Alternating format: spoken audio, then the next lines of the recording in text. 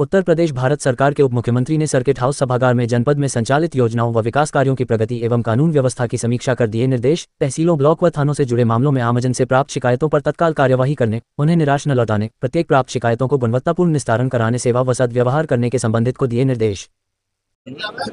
में मुझे आने का अवसर दिया और सारे जो पत्रकार संगठन है, national union of journalist India, उनके सभी पदाधिकारियों का आभार प्रकट करता हूं। लोकतंत्र में मीडिया की महत्वपूर्ण भूमिका है। वो चौथे स्तंभ के रूप में अपने दायित्वों का निर्वहन करता है और इसके लिए समय समय पर बैठना, सम्मेलन करना, कुछ अपने जो विषय होते हैं उनकी चर्चा करना, ये महत्वपूर्ण होता है। और हमारी डबल इंजन की सरकार चौथे स्तंभ को मजबूत बनाए रखने के लिए कृत संकल्पित है और मैं मानता हूं कि मीडिया लोकतंत्र की प्राणवायु है और प्राणवायु को अगर रोका जाएगा तो फिर लोकतंत्र कमजोर पड़ जाएगा। तो भारतीय जनता पार्टी एकदम मोर्चा खोल के बैठी, दिल्ली में कल प्रदर्शन था और शिक्षा मंत्री की इस्तीफे के बाद में लगातार। और कोई सवाल है आपके पास? हाँ, एक और है। हाँ, शंकराचार्य जी यूपी के दौरे पर है, डिम्पल यादव ने कल माफी मांगी है और तमाम तरह के पॉलिटिकल। देखिए, जहाँ तक समाजवादी पार्टी है, न वो संतों का सम्मान करती है न भक्तों का सम्मान करती है।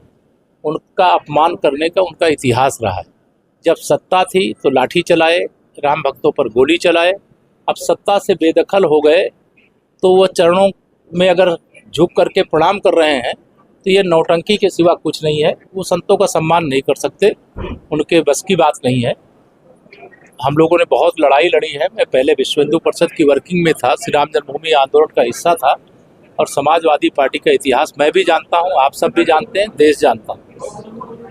जून को प्रधानमंत्री का सबसे बड़ा कार्यक्रम सारे जी, अब तक के प्रधानमंत्री पद सबसे। हाँ, निश्चित तौर से 10 जून को माननीय प्रधानमंत्री नरेंद्र मोदी जी के नेतृत्व में जो केंद्र की सरकार हमारी चल रही है, सबसे अधिक समय तक प्रधानमंत्री के पद पर रहने का गौरव देश की जनता की आशीर्वाद से उनको प्राप्त हुआ है। मैं इसकी माननीय प्रधानमंत्री जी को बधाई देता हूं और यह देश के लिए गौरव की बात है। और अभी हम मानते हैं कि 2029 तक ही नहीं, आगे भी अभी कई चुनाव में माननीय प्रधानमंत्री श्री नरेंद्र मोदी जी ही हम सबका नेतृत्व करेंगे और देश को विकसित बनाएंगे। विकसित भारत, विकसित उत्तर प्रदेश, और उस दिशा में हमारा देश आगे बढ़ रहा है, सारी चुनौतियों को चीरता हुआ आगे बढ़ रहा है। ठीक है।